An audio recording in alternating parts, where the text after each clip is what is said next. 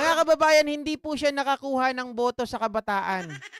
Bakit ko nasabi? Si Panelo na ang nagsabi na ang mga DDS mga kababayan, ang bumoto lang sa mga Duterte, sa kapanalig ng mga Duterte ay yung mga taong walang laman ang mga utak. Pero yung mga tao po, mga kabataan na nakapag-aral ng maayos, sa maayos na paaralan ay hindi po binoto ang mga Duterte. Hindi rin binoto ang kanilang mga kaalyado. Ngayon, etong si Sara Duterte, balak, mga kababayan, pakinabangan o balak utuin etong mga kaaklaan. Bakit?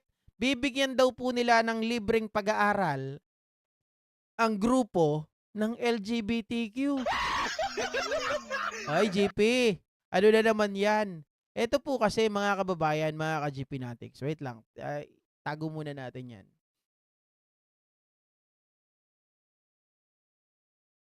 Mhm. Tama ba ako ng pinipindot? Mali na ako ng pinipindot dito. Wait lang. Diyos ko. Diyos mio marimar.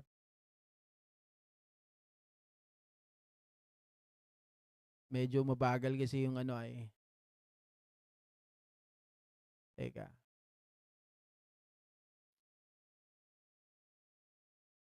Bumagal yung net natin.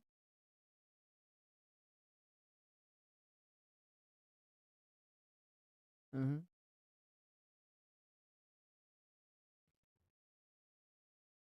Ayun.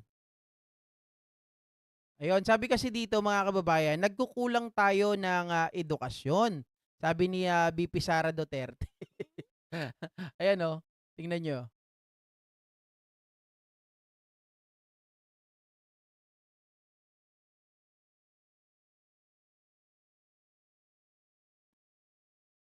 Ayan, sabi niya, nagkukulang daw tayo ng, uy, malait. Hindi natin makita. Oh. Nagkukulang tayo, mga kababayan, ng tayo sa edukasyon. Sabi ni Sara, hindi ba niya naisip, sabi ng mga komentarista dito, sabi ng mga nagko-comment, ah, mga kababayan, ako pala nagsabi duldog. 80-80 talaga, 'di ba? Sabi niya, nais ni Vice President Sara Duterte na mabigyan ng libreng edukasyon ang LGBTQIA plus members na hindi nakapagtapos sa kolehiyo. Pero sinabi ng vice na nagsilbi dati bilang Department of Education or DepEd Secretary na wala pang budget ang Office of the Vice President para sa programang ito.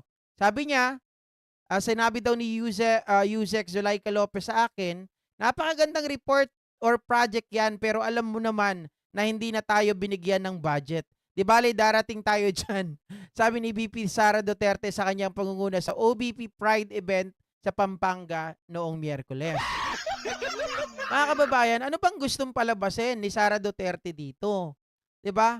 Unang-una, mga ka-GP Natics, siya po ang dating ah, DepEd Secretary, 'di ba? Eh hindi niya ba alam na maraming maraming mga katarantaduhan, maraming mga kalokohan na mga nangyayari nung panahon niya? 'Di ba merong ano yung mga issue na 'yon, mga kababayan, mga ka-GP Natics? Na sa sobrang dami ng mga issue na 'yon ay kakalkalin natin. Ayan, 'wag ka naman magbagal.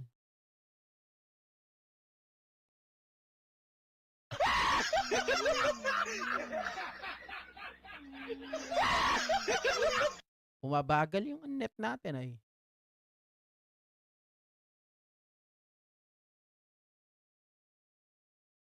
Hindi ko tuloy ma-open. Tara, Tara ayaw mong ano, magpa-open dito, ah.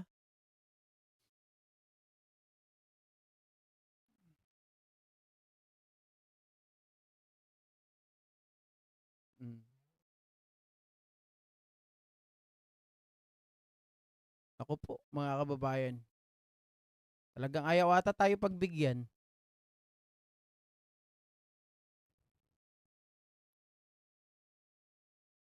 Nawala bigla, eh.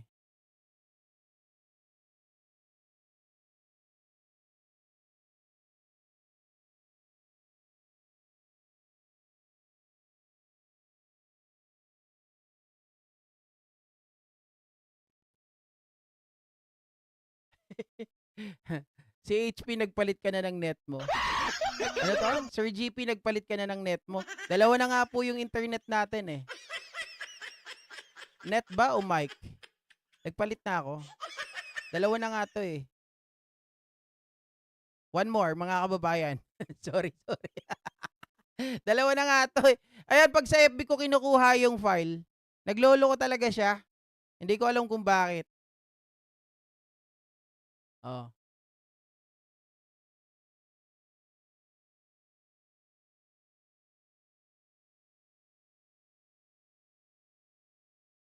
nau naubos na yung nanonood. 'Pag si Sara Duterte talaga, oh, ayaw tayong pagbigyan mga ka-GP Natics. Oh, 'di ba? Alam alam po natin, ay hindi ko na nga ipapakita, tayo na lang ang, mag-content dun. Alam naman natin merong mga ghost students, merong mga ghost employees, merong, yung 125, million confidential funds, at kung ano-ano pa. 'Di ba meron diyan yung mga problema po doon sa mga laptop, 'di ba? Tapos yung sa DBM, yung katulad din po nung yung sa libro, mga kababayan, yung ang aking kaibigan, 'di ba? Ang daming ang daming mga kabulustugan na hindi hindi po naitawid ni Sara Duterte. Tapos ngayon gusto na naman niyang gamitin. Mga kababayan, sino ba ang pinatutungkulan niya kung bakit ba nagkulang yung edukasyon sa Pilipinas? Di po ba mga ka-GP Natics, wala naman tayong nakitang progreso, wala tayong nakitang pagbabago nung siya ay naupo. Pagkos ang nakita natin ay puro kapalpakan, puro pagkakamali at puro pagkurakot. Oh, sabi ni Ma'am Benggalang, napwesto sa DepEd. Anong ginawa? Ninakaw ang budget na 125M. Saan dinala? Buwisit ka po siya. Hmm. Alam nyo kasi mga ka-GP Natics, ito ginagawa na lang tayong loko-loko, eh. Sa totoo lang, ito na naman, naghahanap po sila ng pagkakataon. Di ko alam kung saan nila gagamitin. No? Sinasabi nila na kailangan, parang nagpapaawa sila na hindi kasi tayo binigyan ng budget, eh. Paano natin mabibigyan ng libreng edukasyon yung mga LGBTQ? Sabi ni Sara, huwag kang mag-alala, darating tayo dyan. Eh kung tutuusin, bakit ibibigay bakit ibibigay sa OBP yung budget na yan para doon sa edukasyon ng mga LGBTQ na hindi nakapagtapos? It should be in the DepEd, mga kababayan. Redundant yung gustong gawin nila Sara Duterte na magkaroon sila ng budget tapos gagamitin nila sa pag-aaral ng mga LGBTQ na hindi nakapagtapos. 'Di ba? Kasi meron tayong DepEd, eh. Nandyan si Angara.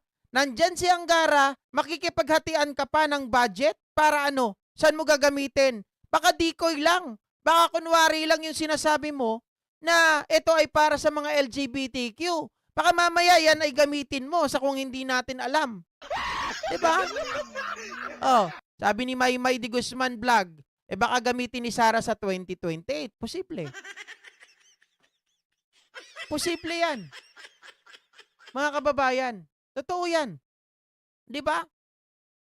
Oh, biruin mo, programa ng DepEd gusto mong agawin, gusto mong gamitin yung mga estudyante na may hindi nakapagtapos para ano, bumango yung pangalan. Dalawa yan, eh. Bumango yung pangalan at yung budget, mga kababayan, nakakasiguro ba kami na yung budget na yan ay gagamitin mo talaga para sa kanila? Buo ba yan na maibibigay doon sa mga estudyante na LGBTQ? Or baka mamaya, ang tawag doon, katsupwe. Oh. Makukukunti lang yung pakinabangan nila. Baka 90% dyan kung saan na namang bulsa nang pupunta. Sabi ni Ferdinand Longgalong, baka magdagdag ng mga ghost. Kaya nga dapat, mga kababayan, wag na nilang bigyan ng budget para doon. Yung Office of the Vice President, kasi redundant na yan, eh. Maguguluhan lang. yung ating gobyerno sa pagbibiyak ng budget. Oh, tapos alam naman natin na hindi kayang sumagot ni Sara sa mga ibinibintang sa kanya, sa mga problema niya, sa confidential funds, sa ghost employees, doon sa mga estudyante, mga kababayan na sa scholarship. 'Di ba? Ang daming problema tapos bibigyan mo na naman para daw sa edukasyon.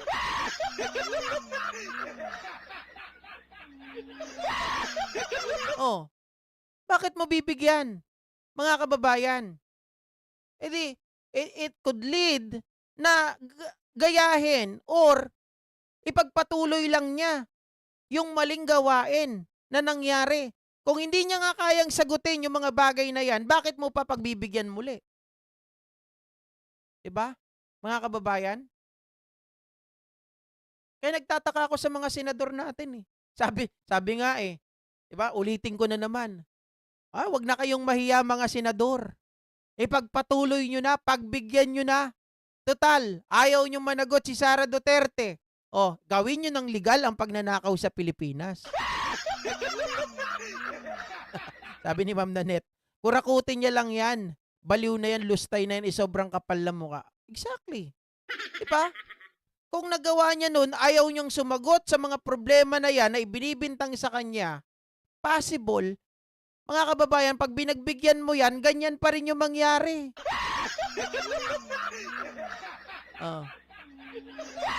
Sabi ni Jesus sa Bayobo, ibigay na lang po yan para sa mga batang gusto mag-aral na wala pang paaral ng magulang. Kaya nga, DepEd talaga.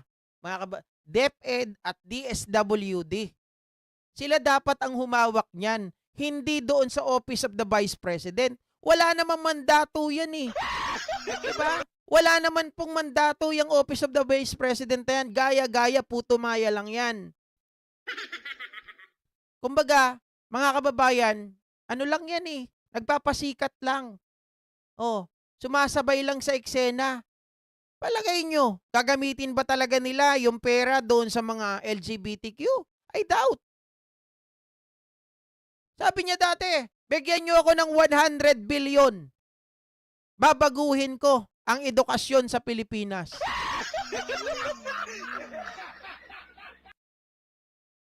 Magkano yung nakuha niya? Hindi nga bilyon-bilyon.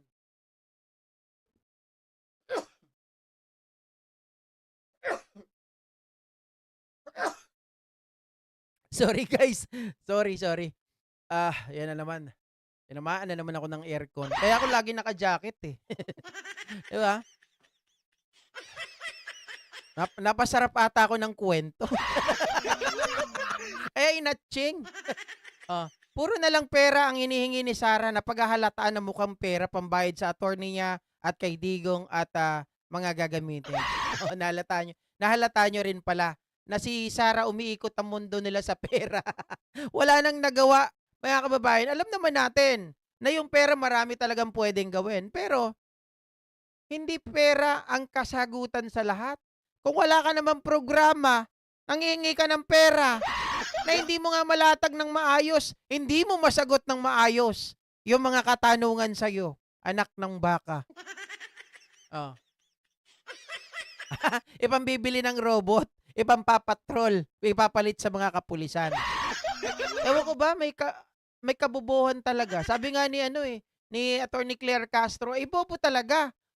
Ultimo, sabi niya gano'n, ultimo English ng bobo ay hindi niya alam. Sa atin, alam natin yung mga Ilocano, di ba? Stupid, dumb. Sa Ilocano, double. Alam natin yun eh. Pero inyo mga kababayan, okay naman tayo ng modernization. 'Di ba? Ang mga drone daw hindi daw napapagod. Sino ba ang operator ng drone? May drone ba na hindi operated by the human? Walang ganon. Ang drone is operated by someone, by somebody. 'Di ba? Hawak niya yung remote control. So kung napapago, mga kababayan, hindi mo pwede yan na 24 oras ang drone ay nakabukas. Dahil kailangan mo rin yan i-charge. Kung may extra battery, pwede, pabababain mo. Pero Kung may drone ka man, mga kababayan, paano makakapanghuli yung drone? 'Di ba? Ang pwede lang ipakita ng drone, ako okay din naman ako sa suggestion niya. Pero hindi mo pa rin puwedeng ialis yung lumang ginagawa ng mga pulis na nandiyan sila sa kalye. Kasi sila ang mag-a-apprehend, eh. Paano sila makapag-apprehend? Paano makakahuli yung drone? Ang drone makikita lang nila, "Oh, magnanakaw 'to." Masusundan nila. Pero pulis pa rin, mga kababayan, yung police visibility na makikita dun, sila pa rin ang susunod at sila ang mag-apprehend nung mga kriminal, 'di ba? Tapos sabi niya, ano pa yung gagamit daw ng robot? Magkano ang robot? Kaya ba ng budget, mga kababayan? Hindi puwedeng ang budget ay nakatuon lang sa kapulisan natin. Ang daming mga puwedeng gastusin, pagkagastusan. Kaya nga hinahati-hati yung mga budget, hindi puwedeng ituon lahat do'n. Kung robot ang papalit sa mga pulis,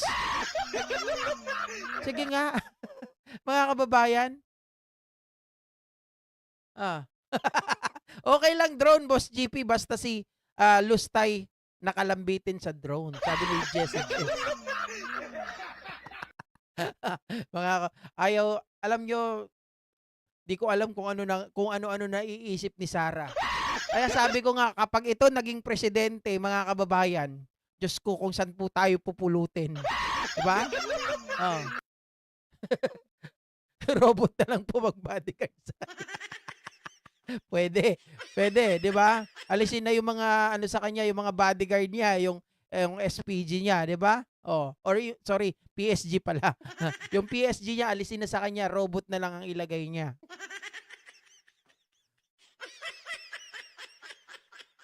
Sabi ni Elnora Abrigo, either engineer or Tagalog, hirap magsalita. She's nothing compared to Marcos. Nakakahiya. She's nothing even kay Sandro na nga lang or even kay Bini or kay Simon eh.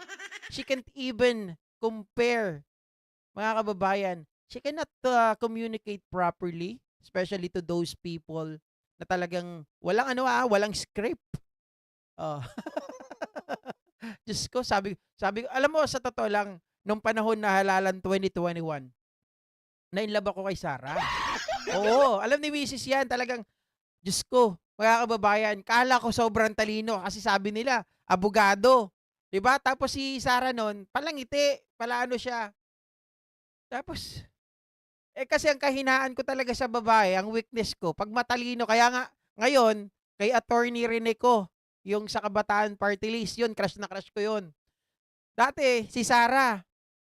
Tapos nalaman ko lang nung nag-itok-itok, nung tinanong siya tungkol sa SONA, tungkol do'n sa ano pa yung isa? Tinanong siya tungkol sa libreng wifi. Diyos mio, Marimar, mga kababayan, sabi ko, anak ng tinapa, ganito pala yung babaeng naging crush ko noon. Parang bata magsalita. Aha. May bagong interview sa kanya, GP, na viral. Ano yon? Sana all in love. Hindi, naano ko talaga, naging crush ko, ultimate crush ko si Sarah nung 2021. Lagi nga kami nasa HQ niyan eh. 'Di ba? Sobra. Kala ko talaga super talino. Weakness ko kasi yun, guys. Gusto ko yung mas matalino sa akin. Gusto ko yung mga taong makapag-benefit ako sa kanila. I mean, magbe-benefit pala ako sa kanila. Yung makakakuha ako ng mga extraordinary experience, words of wisdom, etc., etc. Pero putya, wala pa lang na pala. Ah, sabi ni Ma'am Brenda Barton, I like her mixed beauty, not in a sexual way. Hindi naman sa hindi rin ako sa sexual way. Ang sa akin kasi kay Sarah nun, kakaiba yung beauty niya, personal. Nung time na yon na makikita mo ibang-iba talaga. Yung pumayat na kasi siya nun eh. Hindi kagaya dati na chubby looks tapos chubby cheeks. Na ganyan yung nasusuntok siya ng ayoko nun. Pero nung tambalan nila ni PBBM, super beauty ni Sarah. Talagang iba yung beauty niya. Pero mas hinangaan ko doon, kala ko kasi abogado, matalino. yun, yun pala hindi. Ah, yung may sinagot siya na na foreigner na reporter, yung taga Russia ata 'yon. Napanood ko 'yun, guys. Oo.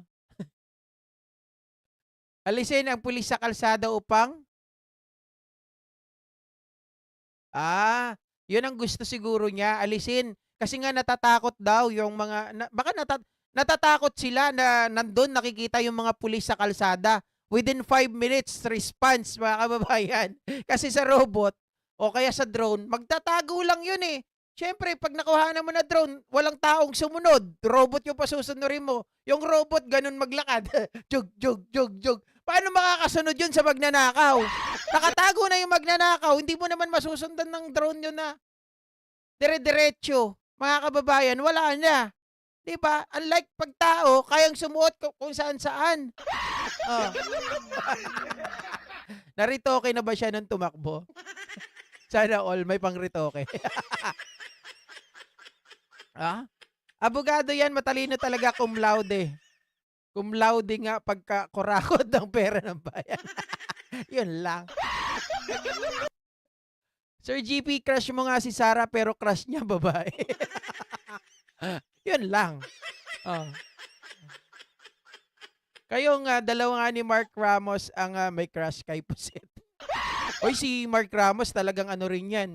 Solid din yan na crush niya si Sarah dati. Sino pa ba? Si ano pa, ang alam ko si Direk Freddy. Talagang solid Sarah din yan dati. Pero talagang guys, wala talaga. Sabi ko, maling-mali yung pagpili ko. Tawanan na lang kami ni Mrs. Kala namin, kala namin matalino, wala pala kami mahihita sa kanya eh. 'Di ba? Nako Sir GP, si Sarah hindi makapagsalita ng fluent English. Kahit nga Tagalog, eh, mali-mali pang grammar. Hindi kasi, masasabi natin, hindi totoo yung sinasabi niya. Kaya, pag mali-mali ka guys, ano yan eh, pahiwatig yan na wala sa puso mo yung sinasabi mo. Nagja-jumble yung sinasabi mo. Kumbaga parang bago mo sabihin, nagpa-process muna yan dito, meron ka ng tumatakbo dito. Ayan, pag salita mo, wala na, hindi niya na malaman kung ano uunahin. Coach Jarrett din, crush din niya. Si Coach Jarrett din. Iba ang beauty ng German, wala pala utak ang tonta.